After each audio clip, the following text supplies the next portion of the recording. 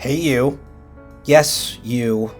Welcome to my channel and my first video. My name is really bad at Magic the Gathering, and today I wanted to talk about a problem with the current game state that we've all certainly noticed, definitely participated in, and even caused? That being Universes Beyond and the prices associated with it. I mean, come on, $7,000? Look, I know I'm not reinventing the wheel here when I say that Universes Beyond may not be something that we're all looking forward to, and with more and more sets being printed every year, the average Joe Schmo can only go into so much credit card debt before they start reevaluating where they went wrong in life. Introducing the topic of today. The Final Fantasy collector box and booster price. Okay, so what's wrong with this photo?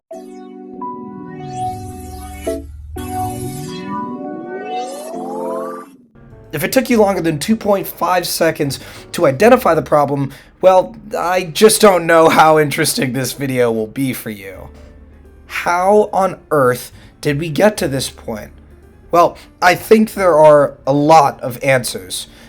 But the first answer is money. It's about money. While they don't have an intrinsic value to those external to the game, they are inherently their own financial ecosystem, and as such, have their own markets, their own evaluations of pricing, and more importantly, we can theorize behind the major drivers of those card costs. Primarily being WotC, the Wizards of the Coast, and us, the consumers. I should establish that this video is heavily inspired by one of my favorite Magic YouTubers, Trinket Mage. If you haven't seen his videos already, please take a look at them. They're all very high quality and incredibly intuitive. Anyway, Wizards of the Coast. You may be asking yourself, how ever could a company who prints the cards themselves be at fault? Well, let's take a closer look at the predicament.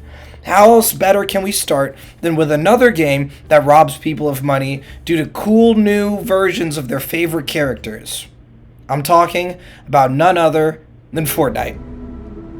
Fortnite released with critical success as a battle royale in September of 2017, with fun and engaging gameplay, the added ability to crank 90s, and the game took the world by storm. And with it, brought to light a potential new revenue stream. Skins. I bet a Magic video talking about Fortnite wasn't on your 2025 bingo card. The first out of IP skins actually appeared in Chapter 1, Season 4 of Fortnite, releasing right around 2017. This was the release of the Avengers in alignment with the movie Infinity War to try and get more people to watch it. And as a result, Fortnite began making money. Specifically, $5.6 billion of money in a single year. Through what, you may ask?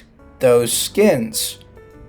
These skins got released at a very consistent rate using IPs that were incredibly brand recognizable and took advantage of all of the little Timmies in charge of their dad's Amex Platinum card. But how does this impact Wizards of the Coast, and more importantly, Hasbro's decision-making abilities at the top levels? Enter the stock ticker HAS. While Wizards of the Coast may have been doing good in our eyes, at the shareholder level, there were certainly moments of doubt and fears around how Hasbro was doing as a company.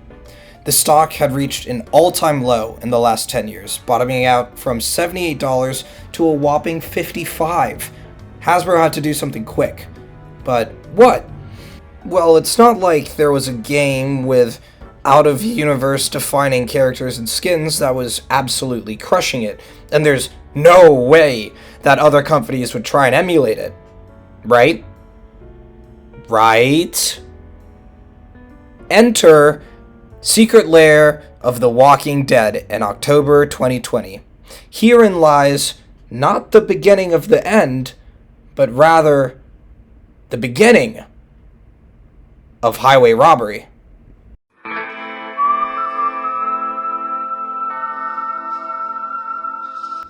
While expensive cards are certainly not new in the current epoch of Magic the Gathering, this was certainly the turning point for Wizards of the Coast and Hasbro for two major reasons. One, it printed more money for shareholders and Hasbro itself. And two, it pulled in potential new players to the game who may not have even touched Magic the Gathering before. Mind you, these are the two reasons why Fortnite skin sales were so successful, besides preying on 2-year-old Timmy with his dad's Amex. This is more so exemplified through the ridiculous prices of collector boxes that we've been seeing, such as through the Lord of the Rings collector boxes and Final Fantasy collector boxes. In tandem with the prevalence of these cards in popular formats, such as the infamous One Ring and Orcish Bowmasters, there's a very clear desire from Wizards of the Coast to be printing these powerful cards in out-of-universe sets. At the time, these out-of-universe sets were released at a fine volume. We got Walking Dead in 2020, Adventures in the Forgotten Realm in 2021, Warhammer in 2022, Brothers War in 2022, Tales of Middle-earth in 2023, Jurassic World in 2023, Fallout in 2024, and I think you're starting to get it, with Final Fantasy, Spider-Man, and Avatar all coming out in this year alongside the 3 in-universe sets we're getting. We're all getting tired, and we just simply may not have all the money to spend on all of these sets. Look, I'm all here to get countered by SpongeBob, and then use the One Ring to draw my entire deck out, and then use Sephiroth to create an emblem, even though he's a creature? I think we see the problem here, right? Not only are Universes Beyond sets and regular sets, to be frank, releasing at a staggering new rate, and this is supported by the 2025 corporate directive shifting releases to a 3x3 format, meaning that we would get 3 in-universe sets and 3 out-of-universe sets per year. But now the prices are also going up in suit. But why? I hear you saying, surely it's not just the flashiness of the new cards. And if you said that, you'd be right. It's not just the new word printing of cards, but the power of these cards as well. Gone are the days of Crawworm, a 2-green, 6 generic, 6/4 with no keywords, and enter Balaam T-Rexasaur. For the same value, you're getting a 6/6 with trample, and enter the battlefield effect to gain 3 life, and an ability to cycle the card just in case you draw it early. Holy utility! But what is this example of power creep showcase? And this is probably the biggest point in this video. New cards with characters loved in non-Magic the Gathering universes, combined with more powerful effects, result in more people buying the set, as not only do they want to replace their older cards with less utility and power, but who doesn't want to play with their favorite characters from different universes, especially when they're so powerful? So, who's at fault here? Is it our fault? Is it Wizards of the Coast's fault? I think it's very easy to point a finger at the evil corporate overlords and blame them for all of the problems that we're facing at the consumer level. But I do think that it would be disingenuous to remove blame from ourselves as the consumers. As much as Wizards may be at fault for printing more expensive cards and collaborating with out-of-universe IPs, we are at fault for buying them, scalping other members of the community for them, and playing these cards. Look, as fun as it may be to drop Sephiroth down as your commander and say, Sephiroth, as you do it, and you, and myself, I'm not going to act like I'm above Lightning or Kefka, are actively contributing to the problem. Final Fantasy was Wizards of the Coast's best-selling set to date. To date. Really think about that. Magic the Gathering has been around since 1993, and the best-selling set occurred this year. Surely this won't have long-term ramifications on the set ordering and release schedule, right? So, by actively purchasing and using these cards, as much as a fun factor as they apply, we are actively contributing to the problem of power creep. But removing ourselves from the game itself, we are also confirming the Wizards of the Coast consultants' beliefs on releasing more Universes Beyond sets. That being, we'll buy it, we'll love it, and we'll buy it at any price. So what does this mean for us as consumers looking forward? I think we should expect more Universes Beyond sets, 100%. Fact of the matter is, they're generating Hasbro a lot of money.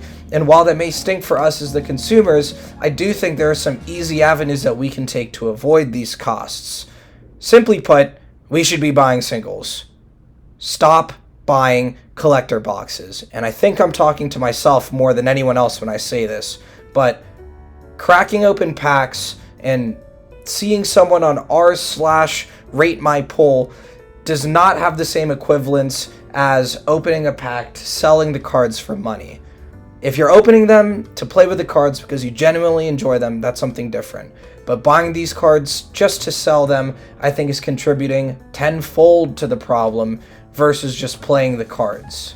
I guess to try and not leave this video on a kind of sucky note, try and just buy some singles and keep playing the decks and cards you really love to play. At the end of the day, your pod will dictate its own meta more than the local game store will. So just do what you do and keep having fun. So that about wraps up my first video. Thank you so much for sticking through to the end here. I really appreciate you taking the time to watch this video from a no-name Magic creator in a medium that's already very well diluted with tons of great creators. Thank you so much for watching. Leave a like, feel free to comment, maybe even subscribe, and I'll see you soon.